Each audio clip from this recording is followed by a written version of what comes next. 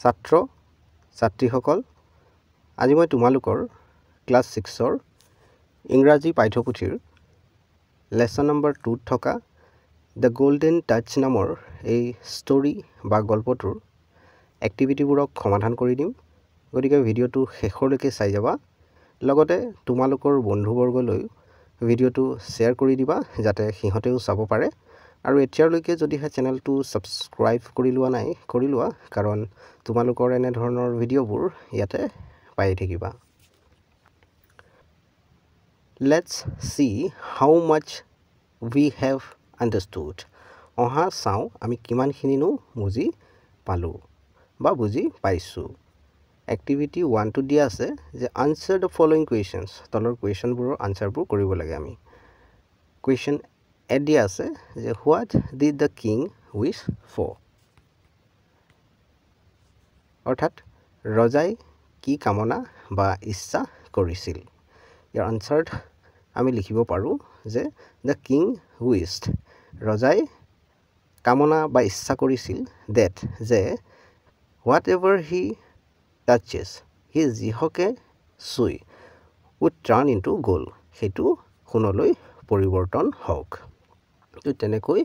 কামনা বা ইচ্ছা কৰিছিল। কুৱেশ্যন বিটোত সুধিছিল যে how did the king test his power. ৰজাজনৰ শক্তিটো কেনেকৈ পৰীক্ষা কৰিছিল। ইয়াৰ আনচাৰত আমি লিখিব পাৰোঁ যে দ্য কিং টেষ্টেড, ৰজাজনে পৰীক্ষা কৰিছিল হিজ পাৱাৰ, তাৰ শক্তি, বাই টাচিং এ ষ্ট'ন, এটা শিল চুই পেলাই। কুৱেশ্যন চিটোত দিয়া আছিল হোৱাট হেপেণ্ড, কি হৈছিল টু দ্য প্ৰিন্সেছ, ৰাজকুমাৰীগৰাকীৰ when the king hugged her, যেতিয়া ৰজাজনে তাইক সাৱটি ধৰিছিল। ইয়াৰ আনচাৰত আমি লিখিব পাৰোঁ the princess turned into a statue of gold, ৰাজকুমাৰীগৰাকী সোণৰ এটা মূৰ্তিলৈ পৰিৱৰ্তন হৈছিল। ৱেন, যেতিয়া দ্য কিং হাগড হাৰ, যেতিয়া ৰজাজনে তাইক সাৱটি ধৰিছিল। কুৱেশ্যন ডিটো দিয়া আছিল how did the king get rid of his golden touch, ৰজাজনে সোণালী স্পৰ্শৰ পৰা কেনেকৈ মুক্তি পালে। ইয়াৰ আনচাৰত আমি লিখিব পাৰোঁ the king got rid of his golden touch by ৱাশ্বিং his hands in the river, ৰজাজনে নদীখনত হাত দুখন ধুই পেলাই কি হৈছিল, তাৰ যি সোণালী স্পৰ্শ আছিল তাৰ পৰা মুক্তি পাইছিল বা পৰিত্ৰাণ পাইছিল। কুৱেশ্যন ইটোত সুধিছিল what lesson did king Midas learn at the end, অৱশেষত ৰজা মৈডাছে কি কথা শিকিছিল। ইয়াৰ আনচাৰত আমি লিখিব পাৰোঁ এট দি এণ্ড কিং মাইডাছ লাৰ্ণড, ৰজা মৈডাছে অৱশেষত শিকিছিল ডেট, সেইটো বা যে লাভ এণ্ড হেপিনেছ, মৰম আৰু সুখ বা শান্তি আৰ দ্য ট্ৰু ৱেল্থ, এইবোৰে কি হয় প্ৰকৃত সম্পদ। They are worth more than gold and মানি,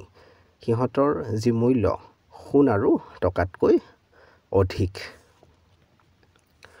এইবাৰ আহিছোঁ এক্টিভিটি 2টোলৈ। Read the following statements. তলত ষ্টেটমেণ্টছবোৰ দিয়া আছে, আমি ইয়াতে পঢ়ি চালে গম পাম। এইবোৰক পঢ়িব দিছে। পুট এ টিক, ইয়াত টিক কৰিব দিছে অন দ্য কাৰেক্ট ষ্টেটমেণ্ট, যিবোৰ শুদ্ধ ষ্টেটমেণ্ট হ'ব সেইবোৰত আমি টিক কৰিব লাগিব এনেদৰে। And cross on the incorrect ones, আৰু ক্ৰছ দিব দিছে, ক্ৰছ চিন দিব দিছে যিবোৰ ইনকাৰেক্ট হয় অৰ্থাৎ অশুদ্ধ হয়। এইটো চাইছোঁ Midas was very happy with his wealth, মৈডাছৰ যি সম্পত্তি আছিল তাক লৈ মৈডাছ বহুত সুখী আছিল। তো এইটো নহয়, তেখেতৰ বহুত সম্পত্তি আছিল, বহুত ধনী আছিল, তথাপিও তেখেতৰ কিন্তু সুখ নাছিল, সেয়েহে ইয়াত আমি এই ক্ৰছ চিনটো দিম, এইটো মানে ইনকাৰেক্ট হ'ব। বিটো চাইছোঁ the king tested his new power by touching a stone, এইটো হ'ব তাৰ যিটো নতুন পাৱাৰ পাইছিল, শক্তি পাইছিল, সেইটো এটা শিল চুই পেলাই পৰীক্ষা কৰিছিল এটো হ'ব ট্ৰু বা কাৰেক্ট স্টেটমেন্ট সেইকাৰণে আমি টিক কৰি দিম সিটো চাইছো The divine spirit did not warn Midas. Midasক warn কৰিছিল এবাৰ কৈছিল যে এইটোৱে তোমাক বিপদতো পেলাব পাৰে তো হেতু warn কৰিছিল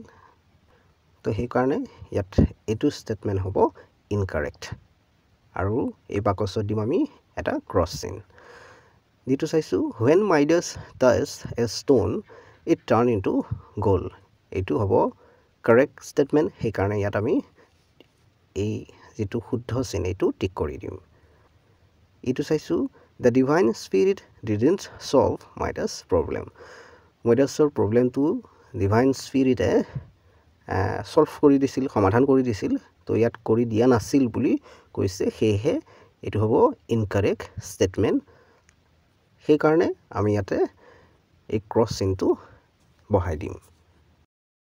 Activity 3 to চাইছো read the sentences given below তলত যিবোৰ বাক্য দিয়া আছে এইবোৰক পঢ়িব দিছে and replace the underline part আৰু ইয়াত যি আন্ডাৰলাইন কৰা আছে তলত আস্তনা আছে যি ওয়াৰ্ডৰ তলত সেইবোৰক ৰিপ্লেস কৰিব দিছে অৰ্থাৎ হেতু উঠাই পেলাই আমি কিবা এটা বহাব লাগিব with a word from the box এই বক্সটোৰ পৰা যি ওয়াৰ্ড আছে সেইবোৰ আনি পেলাই ইয়াতে বঢ়াব লাগিব যেটো আন্ডাৰলাইন কৰা আছে যেটো পাৰ্ট তাৰ ফলনি এইবোৰ ওয়াৰ্ডক বহাব লাগিব এটো চাইছো Midas was surprised so surpriseৰ ঠাইত আমি ইয়াৰ পৰা shocked লৈ আহিম so আমি লিখিম Midas was shocked তেনেকৈ লিখিম দুইটো চাইছো the divine spirit agreed to fulfill his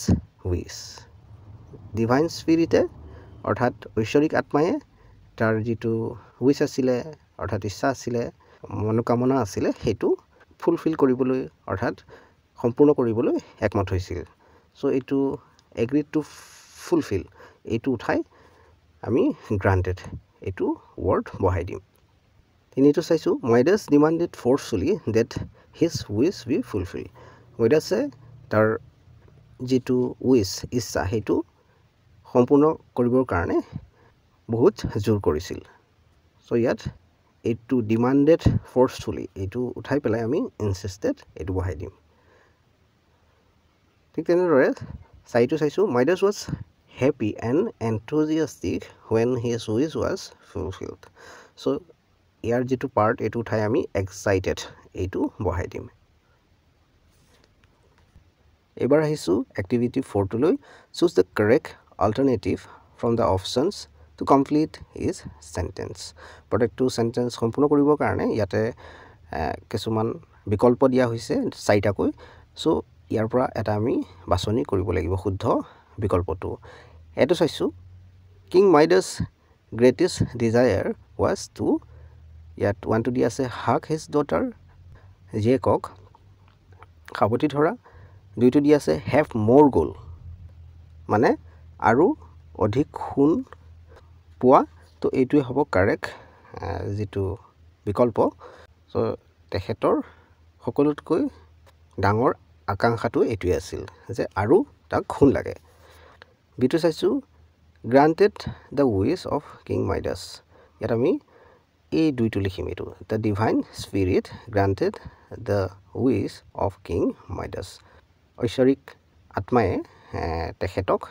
অৰ্থাৎ ৰজা মইদাসক বৰদান দিছিল সিটো চাইছো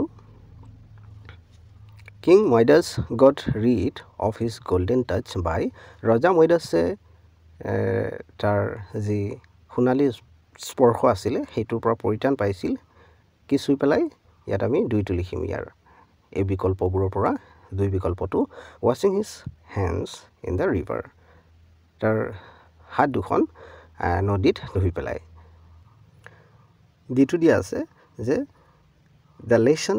that King Midas learned from his experience is that আমি এই বিকল্পবোৰৰ পৰা এই 3 নম্বৰ বিকল্পটো বহাব লাগিব love and happiness are worth more than gold ৰজা মইদাসে তাৰ যি অভিজ্ঞতা তাৰ পৰা শিকিলে যে লাভ অৰ্থাৎ মৰম বা ভাল পোৱা এণ্ড হেপিনেছ সুখ বা শান্তি এইবিলাকৰ যি মূল্য সোণতকৈ অধিক ইটো চাইছোঁ after losing the golden touch king Midas became wiser এইটো বহাই দিম এই 2 নম্বৰ বিকল্পটো মানে তাৰ যি সোণালী স্পৰ্শ সেইটো হেৰুৱাই পেলাই ৰজাই আৰু বেছি জ্ঞানী হৈ উঠিছিল বা বুদ্ধিমান হৈ উঠিছিল F2 চাইছোঁ the message that the story conveys is that যিটো ষ্টৰি বা গল্প সেই গল্পটোৱে এটা মেছেজ দিয়ে সেই মেছেজটোৱে বুজায় যে ইয়াত আমি 2টো বহাম ইয়াৰে এই বিকল্পবোৰৰে greed makes a man blind and foolish লুফ গ্ৰীড মানে লুফ এই লুফবোৰে মানুহক ব্লাইণ্ড কৰি তোলে অৰ্থাৎ অন্ধ কৰি দিয়ে এণ্ড ফুলিছ আৰু বুৰ্বক বা মূৰ্খ কৰি তোলে সো এই বিকল্পটো হ'ব কাৰেক্ট ছাত্ৰ ছাত্ৰীসকল আজি মই তোমালোকক এক্টিভিটি 4 লৈকে সমাধান কৰি দিলোঁ ইয়াৰ পাছৰ ভিডিঅ'টোত মই এক্টিভিটি 5 পৰা সমাধান কৰি যাম আৰু সেই ভিডিঅ'টোৰ লিংক মই এই ভিডিঅ'টোৰ তলতে দি দিম ইয়াৰ তলতে গৈ ক্লিক কৰি তোমালোকে চাই ল'ব পাৰিবা আৰু এতিয়ালৈকে যদিহে চেনেলটো সাবস্ক্ৰাইব কৰি লোৱা নাই কৰি লোৱা কাৰণ তোমালোকৰ এনে ধৰণৰ ভিডিঅ'বোৰ ইয়াতে পাই থাকিবা